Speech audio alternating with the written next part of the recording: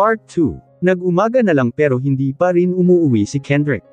Kanina pa ako paulit-ulit na tumatawag sa kanya pero nakapatay talaga ang cellphone niya. Nag-alala na ako sa kanya, naiyak na ako sa sobrang pag-alala na naramdaman ko. Kung may mangyaring masama kay Kendrick, walang dapat sisihin kundi ako lang. Kung hindi lang ako nagdududa ng sobra sa kanya at nakinig lang ako sa paliwanag niya, hindi sana kami mag-away at hindi sana siya aalis. Kaya kasalanan ko lahat ito, kasalanan ko kung bakit kami nag-away. Pakiramdam ko hindi ako nakatulog sa buong gabi, ang naalala ko lang ay nag-iiyak lang ako sa buong gabi habang naghihintay ako kay Kendrick. Kaya medyo masama ang pakiramdam ko kinaumagahan pero hindi pa rin ako makatulog hanggat hindi umuuwi si Kendrick. Maya-maya lang, agad ako napatingin sa pinto nang narinig ko ang pagbukas nito at agad na napatulo ang luha ko nang nakita ko si Kendrick. When he came back home after a whole night away following our fight, I felt a mix of strong emotions. I was relieved he was back, but also angry and hurt that he left without saying where he was going. It left me confused about why he chose to go. So, as he stepped inside, I was filled with a jumble of feelings, all tangled up together. Kendrick, sana ka ba galing? Nag-alala ako sa iyo ng sobra. Tinatawagan kita pero nakapatay ang cellphone mo, ito agad ang tanong ko, hindi naman ako galit, puno nga ng pagkaalala ang tinig ko. I went to a bar last night, Zamera, I feel really terrible about what happened. I'm angry at you, but even more so at myself. I drank alcohol, I was drunk, but I could still manage to get home. I couldn't bring myself to come back here last night because I felt too guilty about what was happening. I couldn't face you, so I went to my family's home instead. I just realized this morning that my phone is out of battery. I'm sorry kung pinag-alala kita. Lumanghap ako ng hangin para kalmihan ang sarili ko.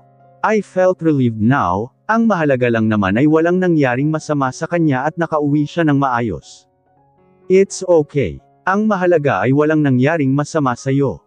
Yeah, tanging sinabi niya saka siya humakbang papasok sa kwarto naming dalawa. Hindi na ako nagyusisa at nakatingin lang ako sa kanya, parang pagod na pagod siya. Pinalipas ko muna ang ilang minuto bago ko siya sinundan sa kwarto naming dalawa. Pagpasok ko, nakadapa siya sa kama at tulog na tulog. Hindi ba siya nakatulog kagabi at pagod na pagod siya ngayon? Aminado ako na naawa ako sa kalagayan niya, pinagsisihan ko ang nagawa ko kagabi.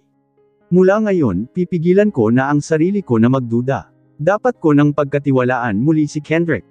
I realized last night that I really made a mistake. Instead of fixing the problem between me and Kendrick, I made it worse. Instead of helping Kendrick change for the better, I made him feel even more that he won't change anymore. Takot na takot ako kagabi, kung ano't ano na ang naiisip ko na pwedeng nangyari kay Kendrick. Ipinangako ko na pagligtas lang makauwi si Kendrick. Babaguhin ko din ang sarili ko. Kailangan ko din magbago para sa aming dalawa. Kahit pagod din ako at medyo nakaramdam na din ako ng antok, pero napagpasyahan ko na asikasuhin muna ang asawa ko. Kawawa naman kasi siya tignan, napaka-haggard niya tignan. Lumapit ako sa kanya, sa paanan niya, tinanggal ko ang suot niyang sapatos, hindi na talaga niya ito nagawang habarin, isinunod ko naman ang medyas niya. Pagkatapos kong gawin ito, maingat ko siyang pinatihaya, plano kong bihisan siya. Isa-isa kong tinanggal ang butones ng suot niyang polo pero napatigil ako dahil may nakita akong namumula sa may leeg niya. Tinatitigan ko itong mabuti. Ano kaya ito? Para sinipsip naman siya ng isang vampira. Kung ako ang tatanungin, para itong H*key. H*key. No, I shouldn't jump to conclusions right away. Maybe Kendrick was just bitten by a mosquito, o baka nabangga lang siya ng kung ano. There might be other reasons why this happened to him and not necessarily because of a woman. Nangako ako sa sarili ko na hindi ko napagdududahan pa si Kendrick. Mali lang ang iniisip ko, hindi ako pagtataksilan muli ng asawa ko. Nangako siya sa akin. Ipinagpatuloy ko na ang ginagawa ko. Pinilit kong binabaliwala ang nakita ko sa leeg ni Kendrick pero hindi ko mapigilan mapasulyap dito kung minsan at mapaisip na naman ako. No, napailing-iling ako. Mali lang ang iniisip ko. Anong nangyari sa'yo at kanina ka pa tila wala sa sarili mo? Puna sa akin ni Shiny, nasa kantin kaming dalawa. Hanggang ngayon, hindi pa nawala sa isip ko ang nakita ko sa leeg ni Kendrick kahapon.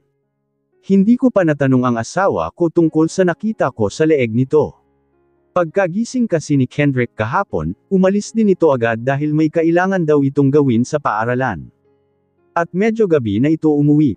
Tila wala ito sa mood nung umuwi, na para bang bad trip kaya hindi ko ito nagawang tanungin sa nakita ko sa leeg nito.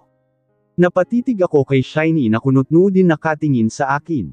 Saka ko napagpasyahan magsalita. Naalala ko lang kasi ang problema ng isa sa high school friend ko.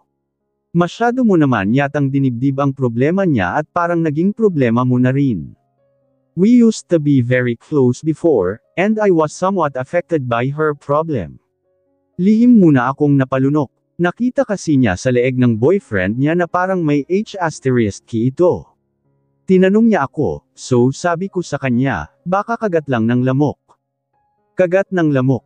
Gaano daw kalaki yung nakita niyang parang **kinini? Napaisip ako, gaano ba kalaki? Hindi naman ganun kalaki, pero hindi din maliit. Parang ganito, sagot ko sa tanong ni Shiny, at ginamit ko ang kamay ko para ipakita sa kanya kung gaano kalaki sa tingin ko. Saang lupalop ba ng mundo nakatira yung kaibigan mo at boyfriend niya? Napakunot-noo ako. Bakit? Number 1 ang lugar na yan sa listahan ko na ayaw kong puntahan. Grabe, ang laki ng mga lamok nila sa lugar na yan, kasing laki siguro ng daga. Nakakatakot. Baka maraming namamatay sa dengue dyan. Napalunok na naman ako. Kaya sabihin mo dyan sa kaibigan mo, na hindi kagat lamok ang dahilan kung bakit may chikinini ang boyfriend niya kundi may lumapit talaga na isang ubod sa Katie na higad sa boyfriend niya at kinagat ito. Aniya na tila nagpaurong sa akin. Sa sinabi mo, naalala ko na naman sina Ethan at Allison. Nakita kasi ni Allison si Ethan na parang may chikinini. Nung kinumpronta ni Allison si Ethan, sabi ni Ethan na kagat daw ng lamok. Kinagat nga ang gago ng lamok, isang halimperet na lamok na hindi na kayang pigilan ang Katie. Hindi naman siguro, baka nabangga lang ang leeg, paano nabangga? Masyado kang defensive dyan sa boyfriend ng kaibigan mo. You know what? If I were a friend of your friend, I'd tell her not to be foolish. And choose wisely these 3 options. First, to be a brave fool, confront the flirtatious flirt and stand up for her boyfriend. Second, to be a weak fool, just cry in a corner because she's afraid of being dumped if she confronts her boyfriend. And the last, which should be done more often but few choose because many decided to be a fool, is to realize their worth as a woman. No one deserves a cheating boyfriend. There are plenty of men out there, Adam's descendants haven't run out yet. Napanganga ako sa sinabi ni Shiny, at saka, halata naman ang lalaking nagloko. Panigurado yang boyfriend ng kaibigan mo, maging extra sweet yan sa kaibigan mo, para pagtakpan ang kasalanan niya. Hindi naman siguro, ganyan yan, may tawag dyan. Ano nga yun tila nag-isip siya? Naalala ko na, ang tawag dyan ay, compensatory behavior or, overcompensation. Napakunot-noo ako. Ano yan? It's a psychological concept where an individual engages in exaggerated or excessive actions to make up for feelings of guilt, inadequacy, or wrongdoing. Halimbawa, tulad ng sabi ko tungkol sa friend mo at sa boyfriend niya if ever mangyari ang sinabi ko sa'yo. Her boyfriend become extra sweet towards her as a way to compensate for his guilt over cheating on her, attempting to mask his infidelity with additional affection and attention. May mga lalaking ganyan talaga, naging extra sweet pag nagkasala, kaya hindi nakakakilig sa lahat ng pagkakataon ang pagiging extra sweet bigla ng isang tao sa'yo, minsan kailangan mo rin kabahan, baka kung ano na ang nagawang kasalanan ng tao na yan sa'yo. Tila hindi na naman ako makapagsalita sa sinabi ni Shiny. Napakalma ako sa sarili ko, hindi naman siguro hiki yung nakita ng friend ko. Depensa ko na naman. Panindigan ko ito. Sige, gawin mong tangayang friend mo. Nakataas kilay na sabi ni Shiny. Try mo nga, gawan mo ng *kinini sa leeg si Kendrick, at ipakita mo sa friend mo para makampara niya. Kung magkatulad lang, paniguradong natuklo ang boyfriend niya ng isang makating ahas. Napalunok na naman ako. Maya-maya lang, naramdaman ko ang pag-vibrate ng cellphone ko na nasa loob ng bag ko, kinuha ko ito. May text message si Kendrick sa akin kunot-noo ako. Hindi naman nagti-text si Kendrick sa akin lalo na pag nasa school ito. Mas lalo na nung ikinasal kaming dalawa. Agad kong binasa ang message ng asawa ko, baka importante ito. Hey sweetie, just wanted to let you know that you've been on my mind all day at school, can't wait to come home to be with you. Hindi ko mapigilan ang mapangiti. Sweet si Kendrick pero hindi sa text message. Sa 5 taon na relasyon namin, ngayon lang talaga ako nakatanggap ng isang mensahe na katulad nito mula sa kanya. Ano yan binasa mo? Ang lapad ng ngiti mo dyan, si Shiny. Wala lang. Si Kendrick kasi, mas lalo yatang lumapad ang ngiti ko. Bakit? Naging extra sweet ba? Biglang nabura ang ngiti ko sa tanong ni Shiny. Extra sweet. Hello sweetie. Awang labi ako ng pagpasok ko sa dining, naabutan ko si Kendrick na nagluluto ng hapunan namin.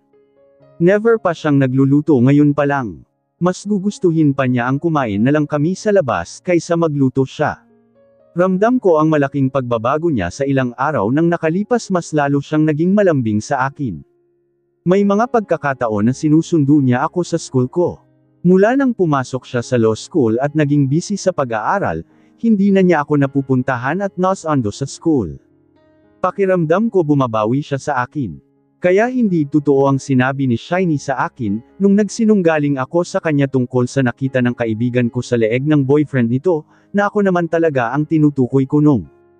Hindi talaga nagtataksil muli sa akin si Kendrick, ang pagiging extra sweet niya ay dahil sa gusto niyang bumawi sa akin at gusto niyang mabalik ang tiwala ko sa kanya.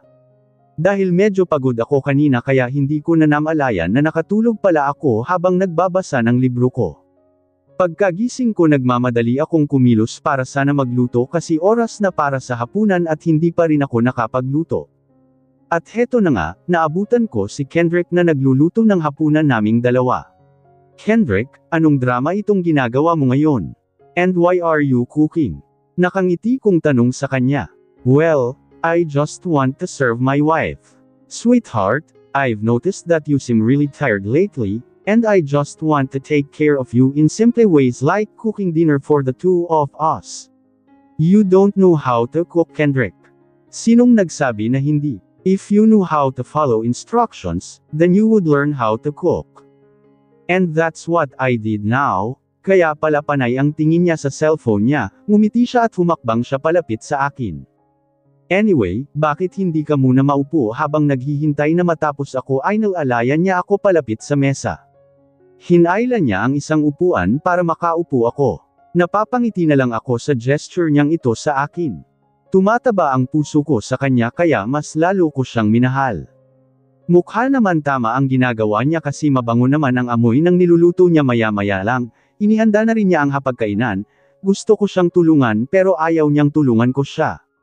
Gusto daw niya akong pagsilbihan para makabawi siya sa lahat ng kasalanan na nagawa niya sa akin at sa mga pagkukulang niya sa akin. So, how's dinner? Nakangiting tanong ni Kendrick sa akin pagkatapos ng hapunan namin. With just a bit of practice, you'll soon achieve the right taste. Nevertheless, you're already quite skilled for a beginner, nakangiting sagot ko sa kanya. Thank you sweetie. Someday, mape-perfect ko din ang pagluluto ko. And there's no one else I'd rather cook for, Zamera, but you. I love you so much. Zamera, tila may lamatay na lungkot sa kanyang mga mata. Kaya imbes na sagutin siya, napakunot-noo na lang ako. Are my eyes deceiving me, or am I seeing the truth in his? Yet, I can't shake the feeling that I'm not mistaken. I truly sensed sadness in his eyes, despite the sweetness of his smile towards me. As the days passed by, Kendrick became even more affectionate towards me. He always understood me, and he always devoted his time to me. It's something I am extremely grateful for. I was given a man who not only loves me but is almost perfect in every aspect. I am truly blessed to have Kendrick. He is the greatest blessing in my life. I've loved him even more in the past few days. Pakiramdam ko pag mawawala si Kendrick sa akin baka ikamatay ko ang sobrang sakit. Kanina pa ako palakad-lakad. Sobrang pagkaalala ang naramdaman ko. Hanggang ngayon, hindi pa rin umuwi si Kendrick, halos kalahating gabi na. Hindi ko din siya matawagan, nakapatay kasi ang cellphone niya kaya nag-alala ako ng sobra sa asawa ko. Nitong mga nakalipas na araw, pakiramdam ko may dinadalang problema si Kendrick, madalas kasi itong balisa. Hindi ko alam kung anong nangyayari sa asawa ko. Okay naman kaming dalawa, wala kaming pinag-awayan pero parang may nagbago lang sa kanya. Maliban sa pagkabalisa niya, naramdaman ko din ang tila panlalamig niya na kabaliktaran sa mga ipinapakita at ipinaramdam niya sa akin sa nakaraan. Napahinto ako sa ginawa ko at napatingin ako sa pinto nang bumukas ito. At pumasok nga si Kendrick. Pagpasok pa lang niya, agad kaming nagkatingin ng dalawa. I find it difficult to articulate the emotions reflected in his eyes. It's as if he's carrying a heavy burden. I sense a mixture of concern and sadness in his gaze. Ewan ko, hindi ko maintindihan. Basta ang alam ko, may problema siya, may matinding problema siya. Kendrick, saan ka galing? Nag-alala ako ng sobra sa'yo, agad kong sabi. Hindi siya sumagot, isinara niya ang pinto. Humakbang siya palapit sa akin. Nanlaki ang mga mata ko nang masuyong ikinulong ng palad niya ang maliit kong mukha.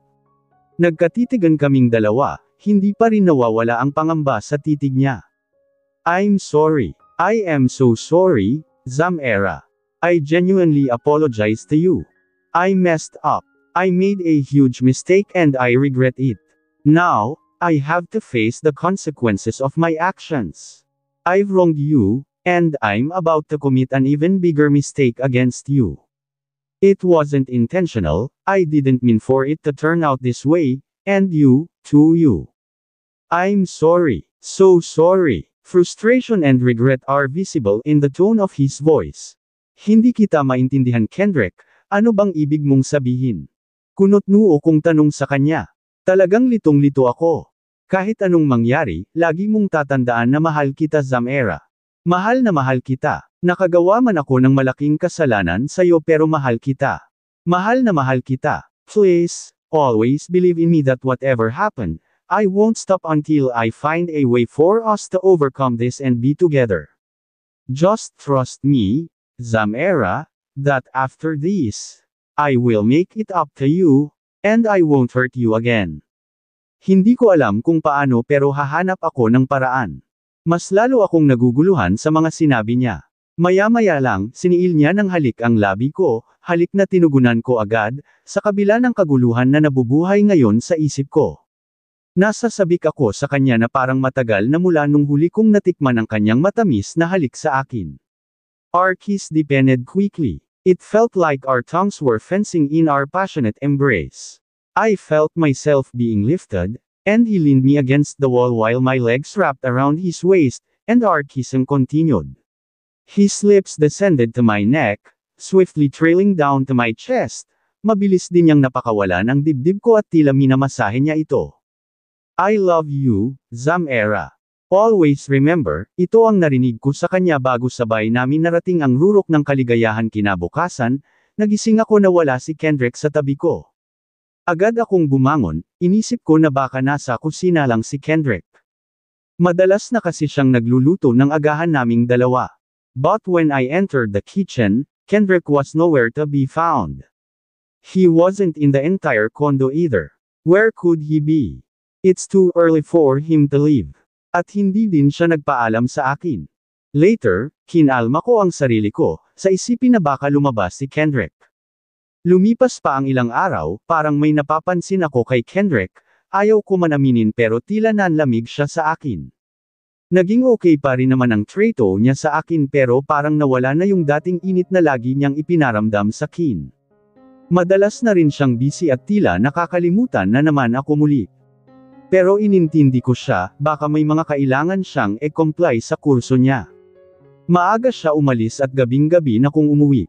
Minsan tulog pa ako kung umalis siya at tulog na rin ako sa pag-uwi niya. Pakiramdam ko tuloy, nandyan lang siya pero parang napakalayo na niya sa akin. Nanlumo akong umupo sa sofa, nagising na naman ako na wala si Kendrick, sinadya kong gumising ng maaga para sa kanya, para makapag-usap kaming dalawa. Miss na miss ko na siya. At saka, ngayon araw na ito, 5th wedding month sherry naming dalawa, at 6 years of being together na rin kami sa araw na ito. Double celebration kami dapat ngayon. Pero wala na naman siya nang nagising ako. May pinaplano kaya siya sa araw na ito. Maya-maya lang, tumunog ang telepono. Hindi namin madalas ginagamit ito ni Kendrick dahil sa cellphone kami nagtatawagan. Agad ko naman sinagot ang tawag. Hello ma'am, may I talk to Mr. Kendrick Montenegro? Ani nang nasa kabilang linya, I'm sorry, he's not around. Who is this speaking? This is the manager of Twilight Serenade Restaurant. I just wanted to confirm if Mr. Montenegro's reservation for a romantic dinner date at our restaurant is still scheduled for today. Dinner date? Yes ma'am. Anyway, who is this, please? His wife, thank you. So, ma'am, can I confirm if you and your husband are still joining us tonight? Yes, masaya kong bulalas. Thank you ma'am. Noted. Even though the call was ended a while ago, my smile remained wide until now. Who wouldn't be like this if I found out that Kendrick had prepared something for us today?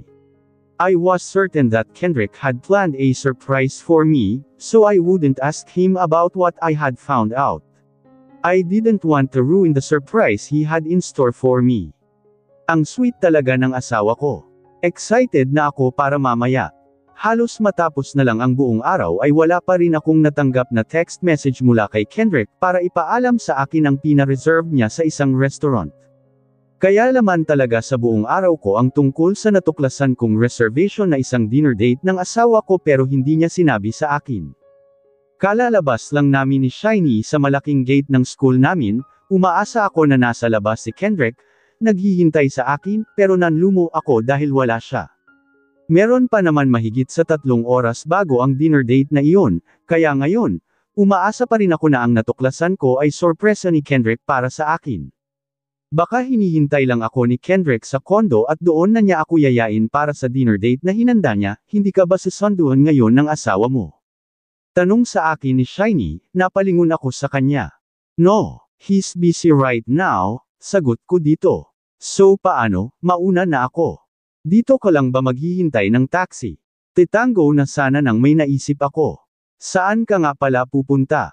Uuwi ka na ba sa apartment mo? Oo, may alaga ako doon. Kailangan kong turuan yun kung paano magtagalog. Kinuha akong tutor ng Gago, malaki ang bayad kaya hindi ako nakatanggian nito na nagpakunot noo sa akin. Sino ang tinutukoy mo? Hindi ko ba naikwento sa'yo? Yung pinsan ni Allison na galing sa California. Sa akin kasi inihabili ni Allison ang malaking tao na yon. Alam mo bang nakaka-nosebleed ang lalaking iyon, hindi marunong magtagalog. Ngayon, tuturuan ko ang lalaki na yun, may bayad naman kaya carry lang, kahit nakakainis ang lalaking yun, bakit naman nakakainis? Nakakainis ang mga lalaking halos perpekto na nga na hitsura, mayaman pa. Pakiramdam ko, manloloko silang lahat, anito, medyo man-hater talaga ito. Pwede ba akong sumama sa'yo? Saan? Sa apartment mo. Are you sure? Hindi ka ba hahanapin ng asawa mo? Ito nga gusto ko, hihintayin ko ang text message ni Kendrick sa akin na nagtatanong kung nasaan ako dahil kailangan kong umuwi agad para sa dinner date naming dalawa. He's busy, gabi pa yun makakauwi. At saka wala akong gagawin sa kondo, may boboard lang ako doon. Gusto ko din makilala ang sinasabi mong pinsan ng best friend mong si Allison. Okay, nakangiting sabi nito. Sumama nga ako kay Shiny. Habang nasa biyahe kami, panay ang check ko sa cellphone ko, pero wala pa rin akong natanggap na text message kay Kendrick. Napaisip na nga ako na baka may problema sa SIM ko at hindi ito makatanggap ng mensahe. May problema ba? Panay check mo dyan sa cellphone mo. Napapansin pala ni Shiny ang ginagawa ko. Parang sira yata ang cellphone ko. Hindi makatanggap ng messages. Ganun ba? May problema ba sa network mo? Ang mabuti pa, mag-send ako ng text message sa iyo para makasigurado ka kung may problema nga sa cellphone mo. Ginawa naman ni Shiny ang sinabi niya at hindi man lamang umabot ng 1 minuto ay natanggap ko ang text message niya sa akin. Wala naman palang problema, si Shiny, Isang ngiti lang ang itinugon ko sa kanya kahit pananlumo talaga ako. Napagtanto ko kasi na talagang walang text message si Kendrick sa akin. Halos 1 oras na akong nandito sa apartment ni Shiny, at panay pa rin ang paghihintay ko sa text message ni Kendrick. Habang palapit na palapit ang oras ng dinner date na pina-reserve niya sa isang romantic restaurant, mas lalo naging kakaiba ang pakiramdam ko. Hindi ko maintindihan ang naramdaman ko. Even before that appointed time arrived, I already felt disappointment. I was looking forward to what I discovered Kendrick had prepared for us because we had something to celebrate today. But it seemed like it wasn't for us. I was hurt, feeling like Kendrick was disregarding this day. I felt neglected. I was confused. Why didn't my husband tell me about this? And who was he with if not me? Is there a problem in our relationship again? It feels like I'm being played. We were okay with Kendrick and suddenly we're not okay again. I felt betrayed too, especially when my husband has a history of cheating. Did he betray our marriage again? I have this mix of emotional turmoil. I don't know. My mind is all jumbled up. Napatingin ako kay Shiny na tinuruan ng pinsan ng best friend nitong si Allison na monologue. Darren ang pangalan nito, isa daw itong banker at galing ito sa California, isang half California ito, at kung physical na aspeto ang pag-uusapan, kaya itong ipagtapat sa mga Montenegro, kaya pala inis na inis dito si Shiny kasi sa hitsura nito. Man-hater si Shiny lalo na sa mga gwapo. Pero mukhang mabait naman ito si Darren, si Shiny lang talaga ang naiinis dito. Maya-maya lang, napatayo na ako, hindi ko na mapigilan ang sarili ko, parang maiiyak na ako sa isipin na wala pa rin mensahe si Kendrick sa akin. Pumunta ako sa banyo at napaiyak na ako. My chest feels tight, as if there's a heavy weight buried here. I spent the whole day hoping for something that wouldn't happen. It's like my heart is being squeezed too much. Anong nangyari sa'yo? Napatingin ako sa pinto nang narinig ko ang tinig ni Shiny. Nakalimutan ko palang i-lock ang pinto. I don't know what's happening, Shiny. I'm really hurt right now. My mind is all jumbled up. I feel so neglected, umiiyak kong sambit. Bakit? May problema ka? Nag-alalang tanong nito. Ngayong araw na ito ay ang 6th anniversary naming dalawa ni Kendrick at ika-5 buwan na rin bilang mag-asawa kaming dalawa. Hindi naman ako umasa na may sorpresa siya sa akin sa araw na ito kung hindi ko lang nalaman ang tungkol sa pinabook niya isang dinner date sa isang romantic restaurant. Umaasa ako sa yayain niya ako. Pero 1 oras na lang bago ang dinner date na pina-reserve niya, ni isang text wala akong natanggap mula sa kanya. I feel like a fool for hoping. It feels like I'm already worthless to Kendrick, he's been neglecting me a lot lately. And now, even though he didn't give me false hope, I still hope, tulong luha kong sabi. Mali ba ako? Kasalanan ko ba? Kasalanan ko ba kung umasa ako, Shiny? Nasa po ko ang ulo ko sandali, sunod-sunod peren ang pagtulo ng luha ko, lumapit si Shiny sa akin. Wala siyang sinabi, niyakap lang niya ako. At hinagod niya ang likod ko. Come on, para matahimik ka, pupunta tayo sa restaurant kung saan nagpa-reserved ang asawa mo. However, if we proceed with this, you must ready yourself. We cannot predict what we might uncover, Zamera. The revelations we encounter could inflict wounds upon your heart. Therefore, you must strengthen yourself. Hindi ko sinagot si Shiny, iyak lang ako ng iyak. Nasa loob na kami ngayon ng restaurant kung saan nagpa-reserve ni Kendrick. Hindi ko alam na may connection pala itong si Darren kaya nakakuha kami ng seat. Kasama namin si Darren, at wala itong ideya kung bakit kami nandito. Ang alam lang nito ay gusto lang naming dalawa ni Shiny ang kumain sa labas. Ewan ko kung anong meron kay Shiny at napapasunod niya sa gusto niya si Darren. Kinakabahan ako ng sobra sa sandaling ito. This place is a vibrant of romance. Ngayon lang ako nakapasok sa ganitong lugar. Ni minsan hindi ako idinidate ni Kendrick sa ganitong lugar. Kaya hindi ko mapigilan ang makadama ng sobrang sakit sa isipin na baka ibang babae ang kasama ni Kendrick ngayon. The air was filled with the sweet fragrance of fresh flowers, their delicate petals arranged artfully throughout the room. Soft strains of romantic music floated through the air, adding to the enchanting ambience. Their server, dressed in crisp attire, greeted us with a warm smile, guiding us to a secluded table nestled in a cozy corner. As we settled into our seats, we were enveloped in an atmosphere of intimacy and allure, the perfect setting for a night of romance and culinary delight. Ito ng ambience ng lugar, kabaliktaran sa kung ano ang nilalaman ng dibdib ko. I'm feeling nervous. I'm afraid. My heart is pounding so loudly, it's as if I might become deaf from it. While I'm not certain yet, I can already sense the pain in my heart, especially in such a beautiful setting like this. It seems unlikely that Kendrick would be meeting with an investor here. Maya-maya lang pinalinga-linga ko ang mga mata ko sa buong paligid. Hindi ko nakita si Kendrick, ganun din si Shiny, mukhang tulad ko, hindi din niya nakita si Kendrick. This restaurant is lovely and romantic. Let's make it a habit to come here more often, Shiny, to help cool your temper. You need places like this to calm down. Tumigil ka, Abnoy ka. Si Shiny kay Darren, hindi naman naintindihan nito ang sinabi ni Shiny. Abloy, what is that?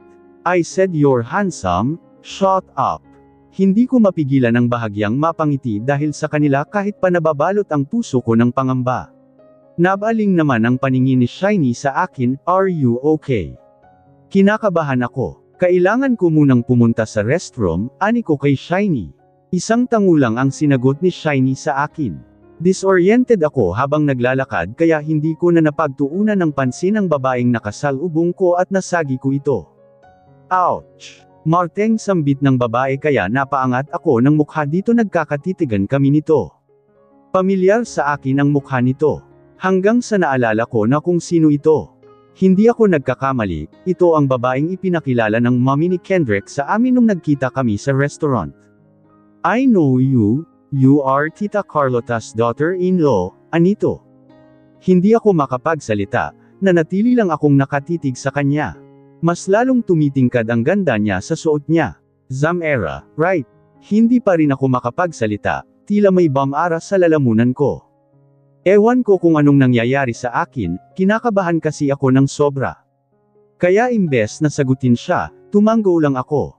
Oh, I hear a lot about you.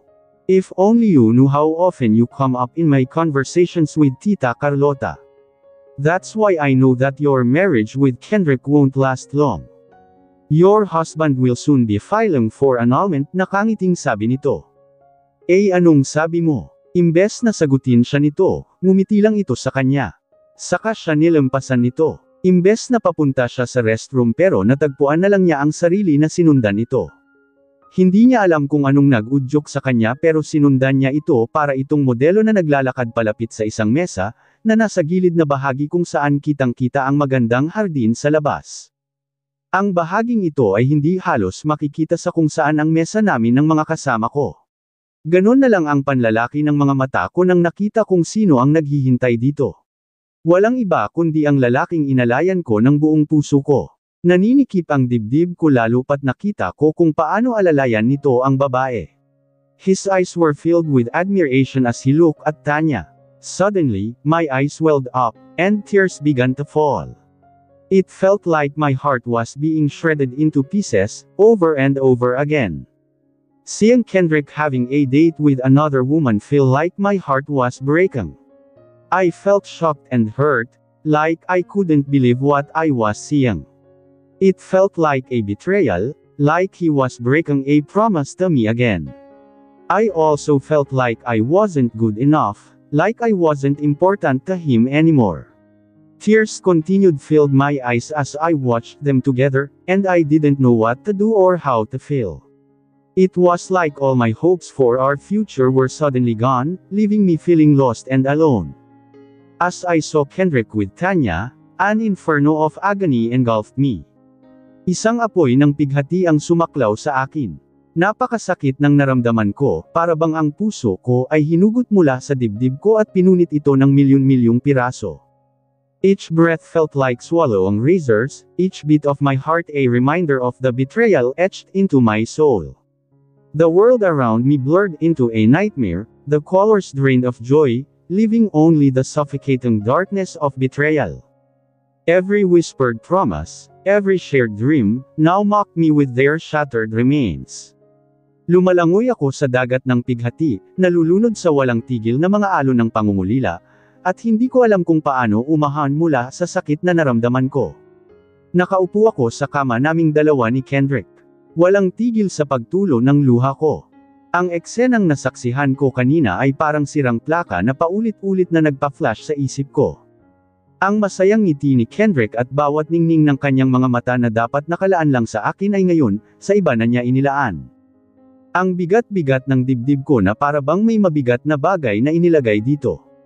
I warned you that my son would still look back and may still taste other women even if you're already married. I know it's painful and difficult to accept, but if you want to be with Kendrick, just close your eyes, dear, you'll get used to it. This is what it takes to be with my son. Ang mahalaga lang naman ay ikaw ang asawa, sayo pero umuuwi at ikaw pa rin ang mahal. Doon ka na mamubol mo kung may iba na siyang gustong uwian at iba na ang sinasabihan niyang mahal niya.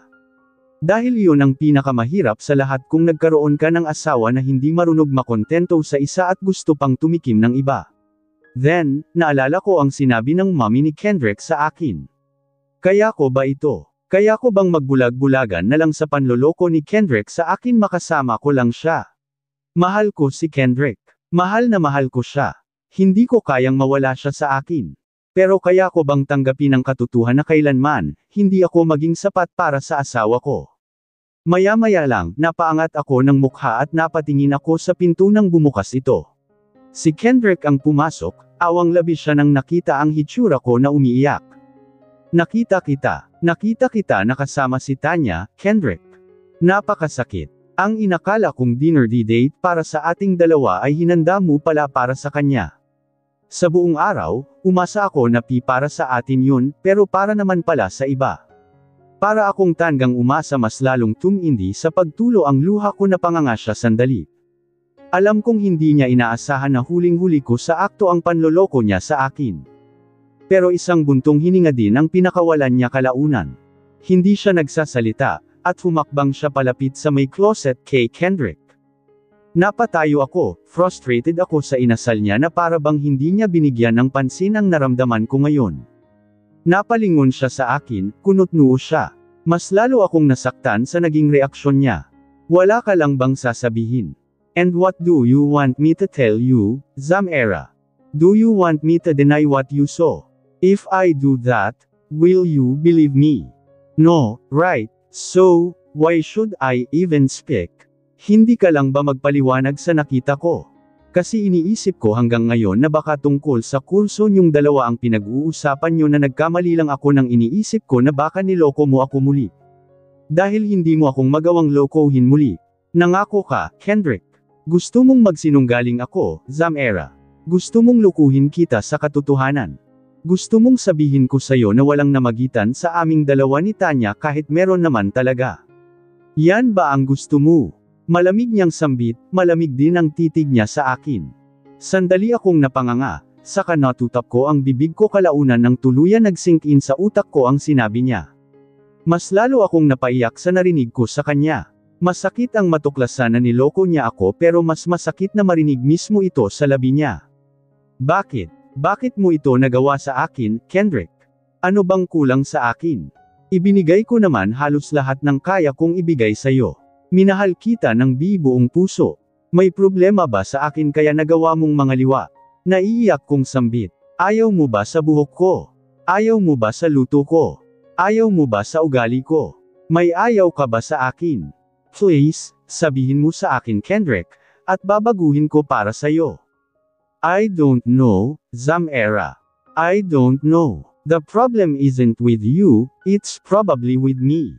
I tried not to be tempted, I fought it, but I still fall into temptation. I'm defeated by it. Ganito na ako, Zamera. At hindi na magbabago pa. At siguro, hindi ka lang naging sapat sa akin. May kulang at sa iba ko nahanap. Anong kulang? Sabihin mo sa akin, Kendrick. Hindi ko din alam. Hindi ko alam kung ano ang kulang sa'yo, Zamera. Napahagulhol ako sa pag-iyak. Sunod-sunod ang pagsinghot ko. Parang pinipiga ang puso ko ng paulit-ulit dahil sa sobrang sakit na naramdaman nito. Napakasakit ng mga salitang nanulas sa labi niya. Mahal mo pa ba ako, Kendrick? Hindi ko napigilan tanong. Kahit napakasakit pero kailangan kong malaman.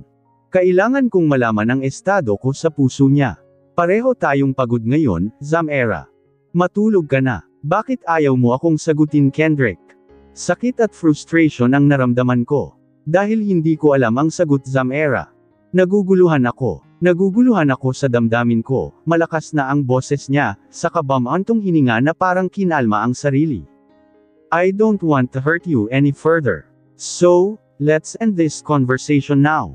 Huling sinabi niya bago siya humakbang para lumabas na ng kwarto.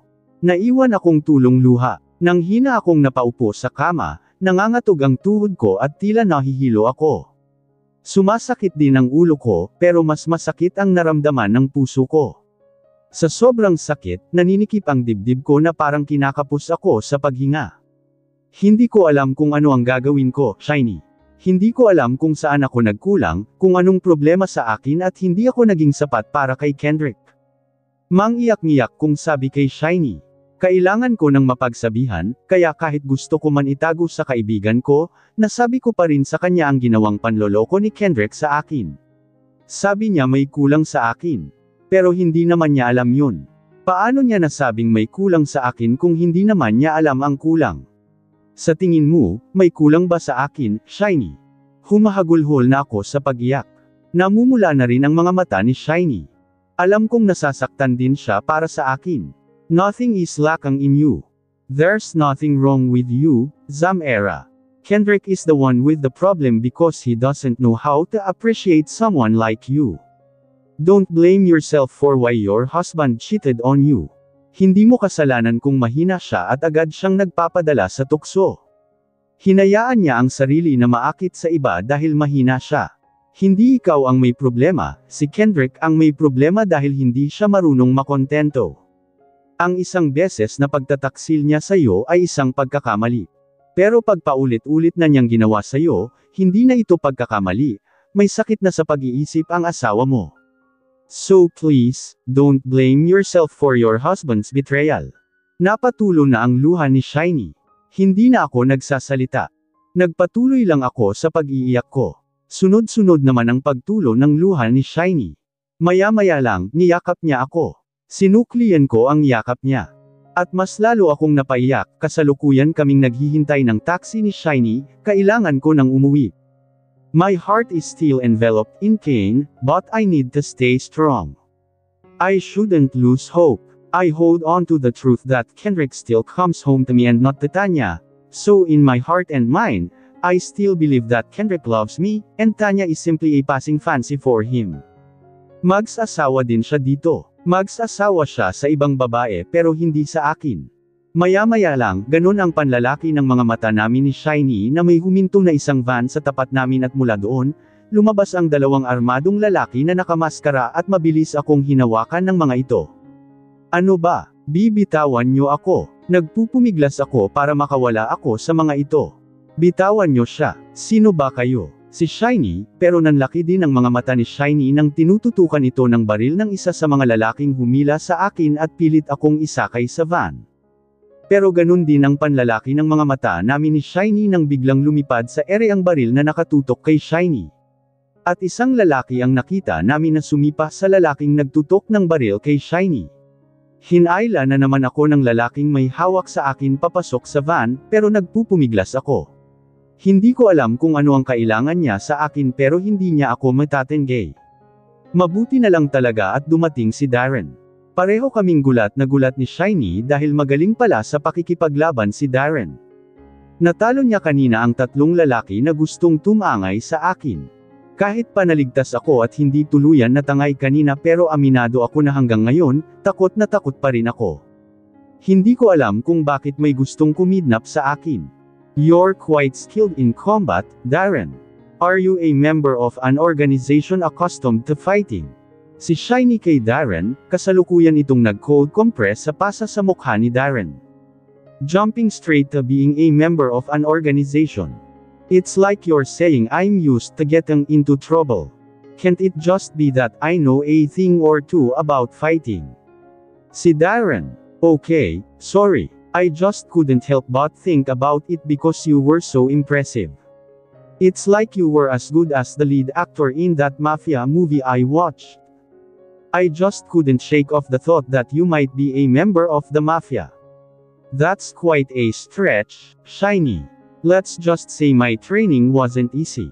The training I went through was incredibly tough, but it paid off in the end. Nakikinig lang ako sa usapan nina Darren at Shiny. Nasa presinto kami at tapos na kaming kunan ng statement kanina. Ngayon, hinihintay ko na lang si Kendrick para kunin ako dito sa presinto. Siya naman kasi ang masasabi kong guardian dahil asawa ko siya. I suddenly felt relieved when I saw Kendrick enter the precinct. He glanced around as if searching for me. I stood up, and indeed, he spotted me. I could see concern in his eyes, then later, a sense of relief. Malalaki ang hakbang niya habang naglalakad siya palapit sa akin. Nang tuluyan na siyang nakalapit sa akin, agad niya akong niyakap ng mahigpit na parang takot siya na baka may mangyaring masama sa akin. Nang natapos ang pakikipag-usap niya sa kung sino, napatingin siya sa bungad ko. Kitang-kita ko ang pagkagulat sa mga mata niya. Lamatay din ang pagkabahala sa mga mata niya. It's as if he's wary that I might have overheard his conversation with someone on the phone. Anong ginagawa mo dito? Tanong niya. I'm just thirsty, Kendrick, I just want a drink. How about you? Why are you still awake? Hindi siya sumagot. Humakbang siya at nilampasan ako, hindi ko kayang ipaliwanag kung ano ang emosyon na nakikita ko sa mga mata niya. Para bang may kakaiba sa kanya at nagdulot ito ng kaguluhan sa isip ko imbes na dumiretso ako sa dining para uminom ng tubig. Humakbang ako para sundan si Kendrick sa kwarto pero hindi pa man ako nakapasok, bumukas na ito at iniluwas si Kendrick, nakasuot siya ng jacket. Saan ka pupunta, Kendrick? Kunot-noo kong tanong sa kanya. I have to go. May importante akong pupuntahan. Ano? You're going to leave me. Until now, Kendrick, I'm still terribly afraid. Please, wag mo naman akong iwan. I may sound desperate pero totoo ito. Nandito parents sa akin ang matinding takot dahil sa nangyari kanina na muntikan na akong makidnap. Kaya lang naman ako nakatulog kasi kampante ako na nandyan lang si Kendrick na nagbabantay sa akin.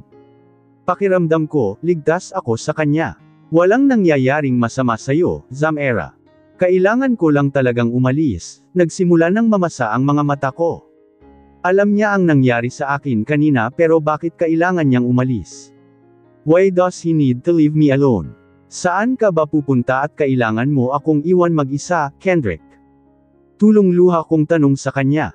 Ilang segundo muna bago niya ako sinagot. Tila nagdadalawang isip siya kung sasagutin ba ako o hindi. Kailangan kong puntahan si Tanya. She needs me. Nanghina ako sa narinig ko sa kanya. Parang umalis ang kaluluwa ko sa katawan ko kaya napahawak ako sa abla ng pinto. Dito ako kumukuha ng lakas para hindi ako tuluyang matamba, liwan niya ako para puntahan ang kabit niya. Pero kailangan din kita, Kendrick, Tanya needs me more, Zamera. Kailangan ko siyang puntahan. Ipagpapalit mo sa ako sa kabit mo. Ako na tunay mong asawa, Kendrick, I don't want to waste my time arguing with you, Zamera. I need to go. Naman ang asawa hindi ko kaya ang naramdaman kong panghihina kaya tuluyan akong napaupo sa sahig. Parang paulit-ulit na sinasaksak ang puso ng isang mapakatulas na patalim. Napakasakit. Discovering that Kendrick has impregnated his mistress sent shockwaves of betrayal, hurt, and anger coursing through me, shattering the trust and stability of our marriage.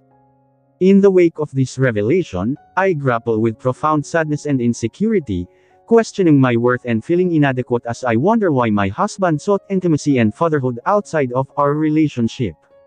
Bakit? Bakit ito nagawa ni Kendrick sa akin? Sabi niya, hindi muna ako pwedeng mabuntis muli dahil sa nag-aaral pa kaming dalawa. May tamang panahon para dito. Pero bakit? Bakit? Bakit nagawa niyang buntisin ang kabit niya? Dahil ba para sa kanya mahina ako at hindi kaya ng katawan ko na bigyan siya ng anak? Ito ba ang rason niya? Layek lang ako ng iyak. Pakiramdam ko sa sarili ko sa sandaling ito na napakawala kong kwenta. I feel worthless because not only was I betrayed by my husband, but he also impregnated his mistress while refusing to have a child with me. Bakit? Sumasakit ang ulo ko sa isipin ito. Naninikip na rin ang dibdib ko.